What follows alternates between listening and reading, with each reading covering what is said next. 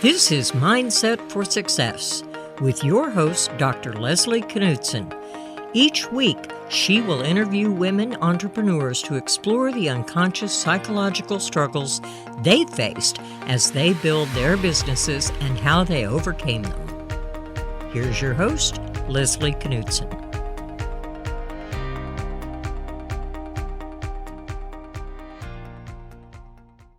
I'm very excited to welcome today's guest, Kirsten Curtis. Kirsten is a board member, advisor, and consultant dedicating her time and energy to helping companies scale. She serves on the advisory board at Pure Plus, a company focused on creating healthy candies, as well as on the advisory board of High, a company distributing the nutritional space, and We Global Studios, a foundry for female founders. She advises and consults with several other companies with specialties in operations, negotiations, and supply chain management. For many years, Kirsten worked as a principal in the Valor Operation Group.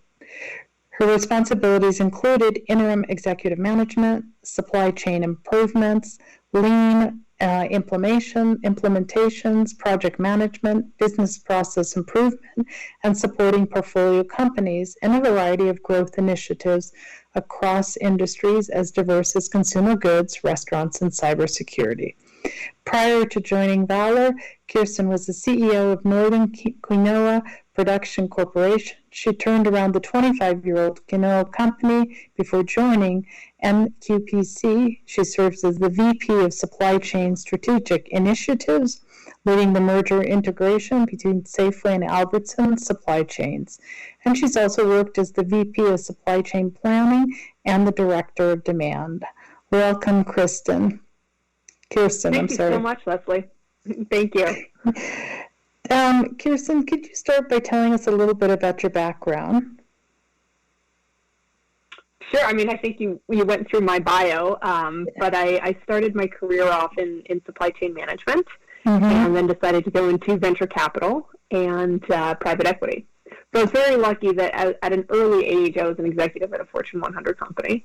And I think I've been able to take that experience and really use it to help companies grow and scale. And a little bit about your growing up? Sure. So I grew up in a small town of Truckee, California. And my entire life, I just wanted to get out and see the world. So I was very fortunate that at the age of 15, I was able to study abroad in Sweden. And then at 17, I studied in Vienna. At 20, I studied in Paris. And at 20-something, I studied in Spain. So I was able to live abroad, and I have a penchant for speaking foreign languages, and so I'm very lucky that I had that opportunity. And what do you account for why you're so interested in terms of abroad experiences from a young age? Well, I think partially, I come from a family of immigrants, and so growing up, I would hear my grandparents tell stories about the homeland, and that interested in me. And then my parents talked about the virtues of travel and different places, and I found it so interesting, the differences between cultures. Super fascinating. So. And your diversity of learning about different languages and cultures has probably served you well in terms of business as well. Oh my goodness, it's one of my superpowers. So, having had to, as a 15-year-old, go to a school where I didn't know anybody, I didn't know the language, and everything was new, and having to adapt very quickly, I translated that in the business world to going into an organization, to coming in as an interim manager, and then the other gift I have is, I have an ability to speak foreign languages, and I find that the language spoken at different companies in different parts of the country, people in different industries have their own language. And so I've been able to use that skill to quickly form rapport with people in the companies I go into. Also means that you're really sort of good at listening to the details. And picking up on both verbal and nonverbal cues. What drove you to study engineering? Luck. I honestly took I took the GREs because I knew I wanted to do something else, but I had no idea what. At the time, I was thinking I would become an Italian professor because I like Italian. And I did very well in the math section. And I got an email from MIT asking if I had ever considered a degree in supply chain. And at the time, I had no idea what a supply chain was, but one day I had a very frustrating day at work, and I just wanted to do something different, and I thought, my goodness, I'm just going to apply to this program. I probably will never get in. And lo and behold, I was admitted. So speaking of supply chains, you worked successfully merging Safeway and Albertson before taking yourself into a job in venture capital. I'm struck by how you are comfortable with risk in many areas of your life and how you continue even today to take risk. Do you know where this comes from and how you're able to do it? That's a good question. I'm not sure if I know where it comes from, although I do.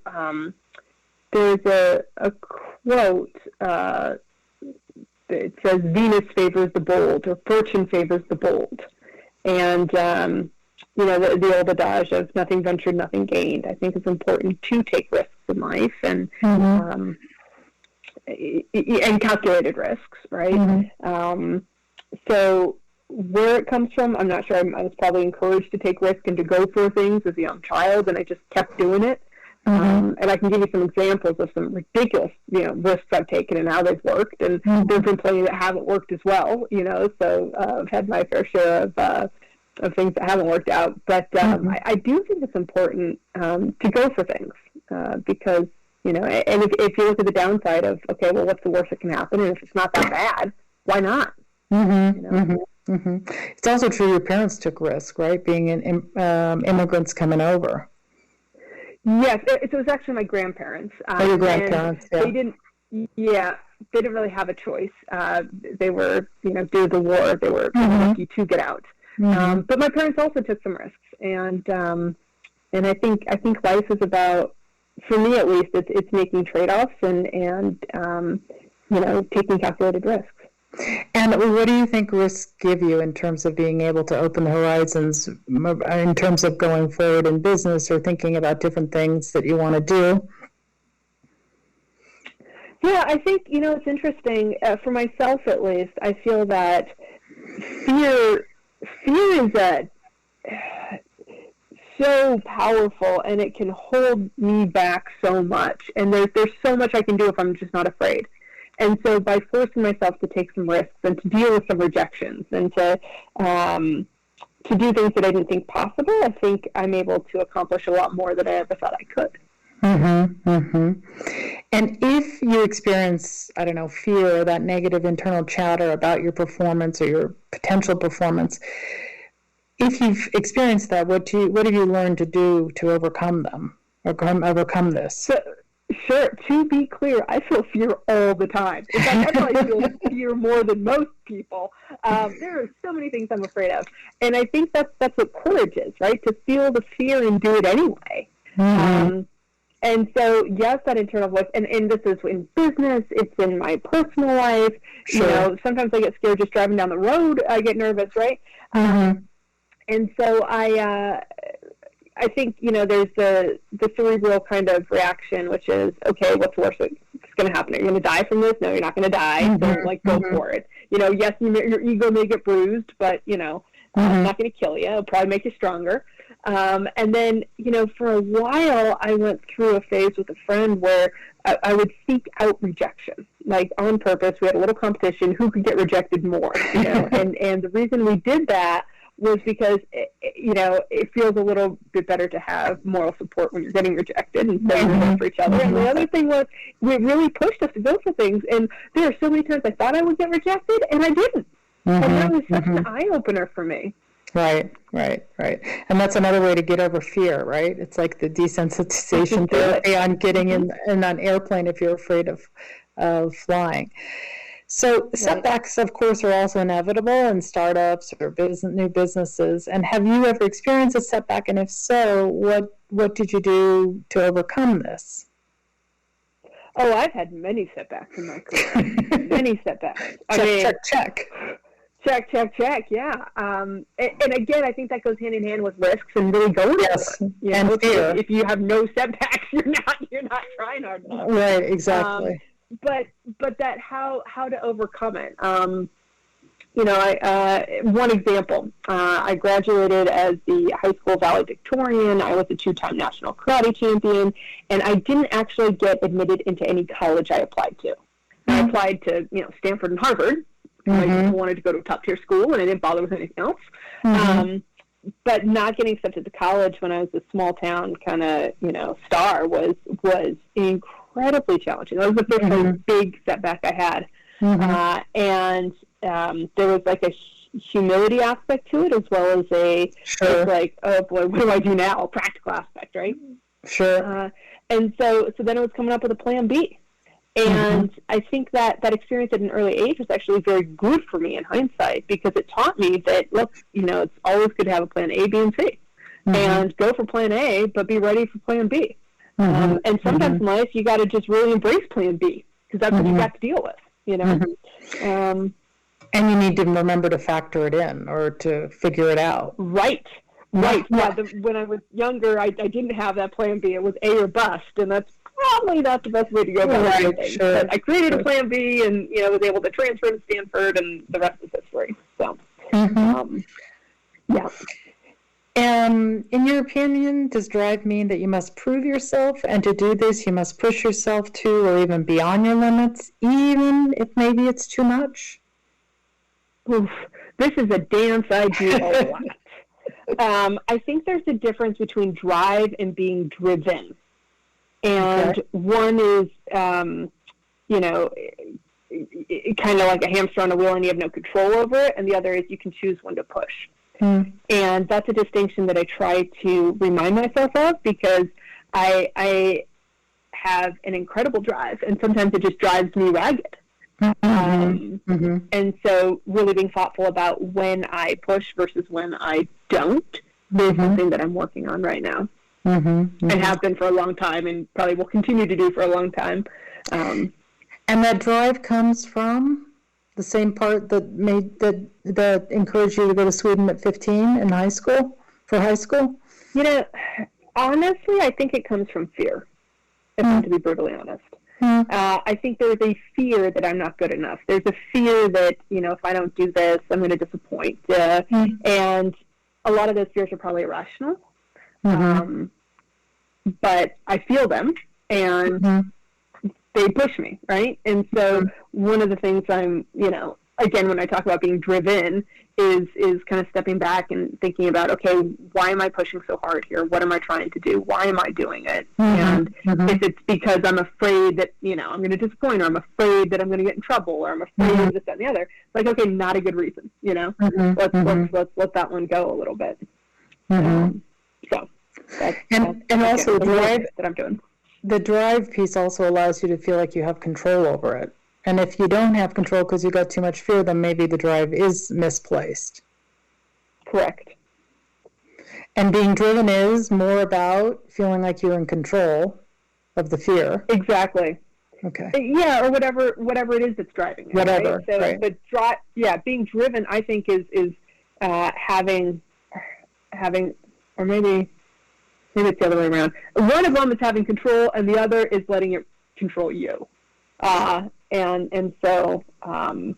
But the fear can sometimes being out of your control, right? The fear can make you feel out of control at times. Absolutely. And I can go through a list of, in the last 2 weeks, things I've done that other people are looking at saying, you're nuts. Like, that's crazy. Why are you doing so much? And so it's something where I have not perfected this yet. But I do have an incredible ability to do a lot. But I don't always think it's for the right reasons. And you talked about sort of learning how to do this better. What have you learned to try to do this better?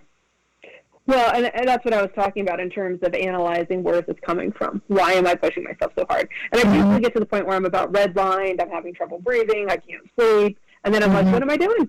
And one of the work I'm doing is to try and, before I get to that red line, like start analyzing things a little bit sooner so I don't get to that point. But it's definitely a work in progress. Kinder and gentler to you will help take things down a notch. Yeah, of course. Yes, and compassion, self-compassion. Right, and having things that you like to do that are enjoyable and not just about work too. Well, and making the time to actually enjoy them, right? So it's not like, I have 5 minutes, I'm going to go for a quick run, and then I'm going to go call my friend for 2 minutes, and then, do that too. Is drive and self-confidence the same thing to you? I don't think so. I think for me, drive is the oomph or the acceleration to accomplish things, whereas self-confidence is knowing you can. And it seems, in my mind at least, it's a little bit more laid back almost, whereas drive I see as being more action-oriented. How's your self-confidence? Does it feel stable? Yeah, I mean, it's interesting. As I've gotten older, my self-confidence has certainly improved. I think when I was younger, it was not great, right? And hence the fear of, oh gosh, I'm not good enough, right? As I've gotten older and I've had enough examples of success, or it's like, okay, if I don't make it on this deadline, it's not the end of the world, right? Then my confidence has increased. Yeah, that totally makes sense. Some of the women that I've interviewed have related to me that they've had medical emergencies while they were sort of, I'm going to say, frantically setting up their new businesses. I wondered if anything like this ever happened to you, and if so, what can you share about this experience to our ambitious entrepreneurs out there who believe that they couldn't ever slow down or take care of themselves? Oh, yeah, no, I've had my share of actually medical emergencies. Unfortunately, when I was, I think, 31, I got a blood clot and pulmonary embolism, and I was, I had to get multiple surgeries. And then recently, as of last year, I started getting panic attacks because I was so stressed. And one of the things I learned is similar to running. So I'm a runner, right? And if you don't stretch and you overdo it, you're going to injure yourself, and then you can't run for 6-8 weeks, or whatever the time is to heal. It's the same thing with stress management. If you push yourself too hard and you don't slow down, you're actually going to get yourself in a much worse situation. And this is one of these things where, I'm saying the words, and it's so hard to do. I'm actually reading a book right now on meditation, right? Because it's something where it's like, okay, I know I need to do this. And so carving out 15 minutes, which even that is like, oh my gosh, how am I going to get 15 minutes out of the day to carve out for meditation, right? But when I do it, I do find my decision making is better. I am more relaxed, and I come from a place that's more grounded versus being reactionary. And can you hold it? I mean, is it something that can stay with you for the day, or the minute the email inbox opens, you're off and running and kind of have lost sight of the moment of, I don't know, peace and tranquility? Then, yeah, it's, I would say it's a work in progress for me. One of the things I do enjoy doing is, if I can, I get out in the middle of the day and just go for a little walk around the block, take 10 minutes to clear my head. And I find during that time, I actually get a lot of thoughtful insights that I wouldn't get if I was just, going through my inbox and answering the phone and just working.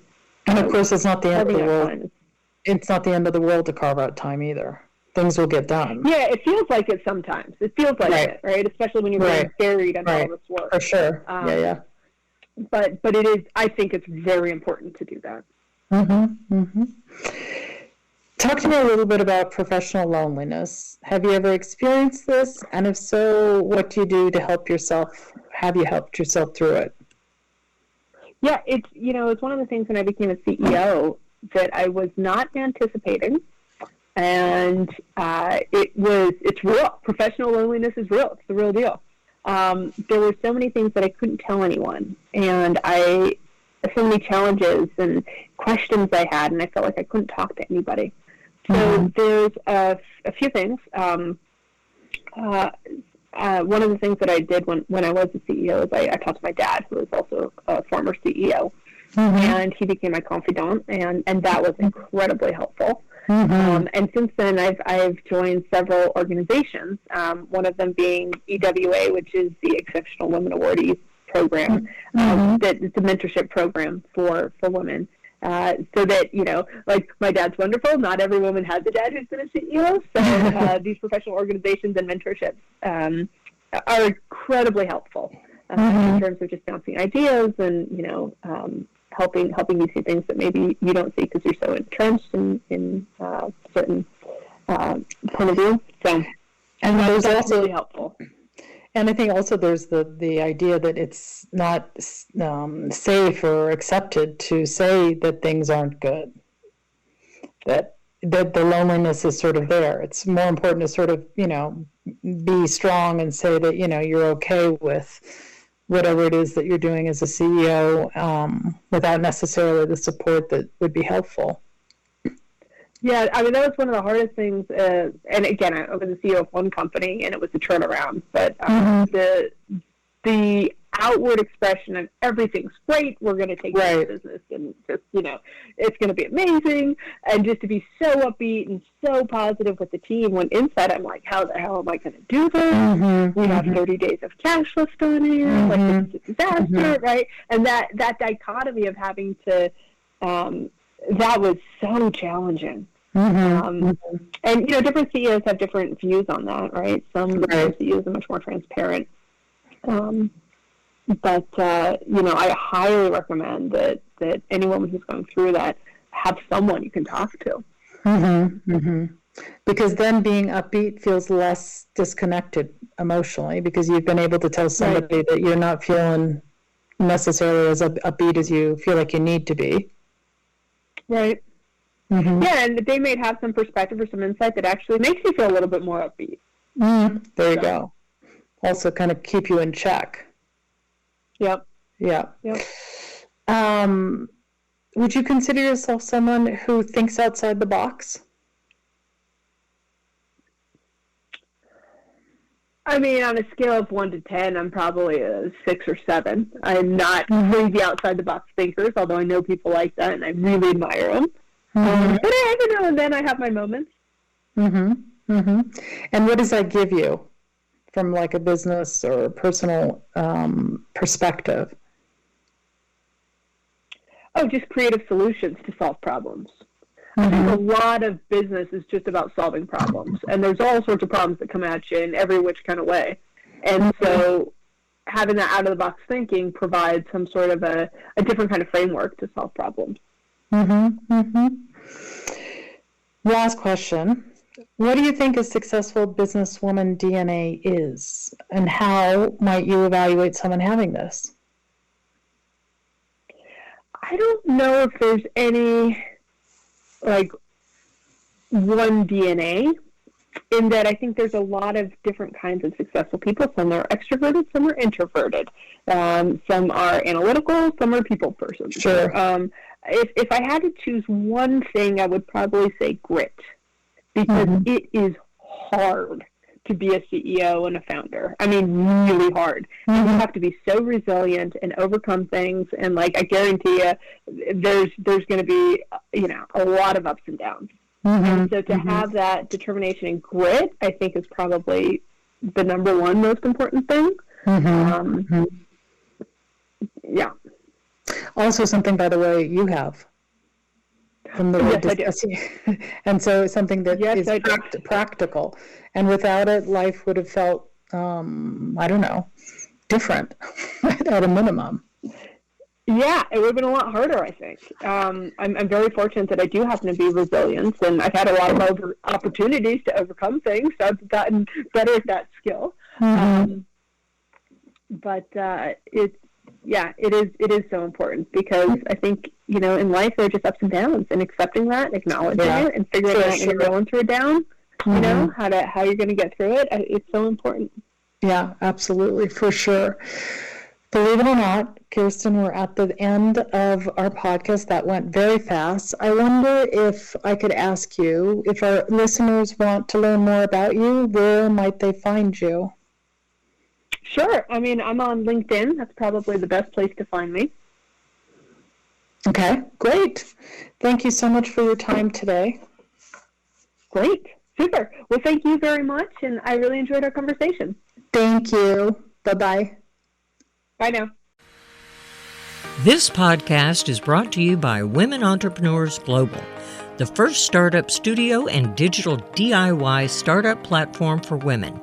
For more information on her guests, this podcast, and many other female founder programs, please visit womenentrepreneurs.global.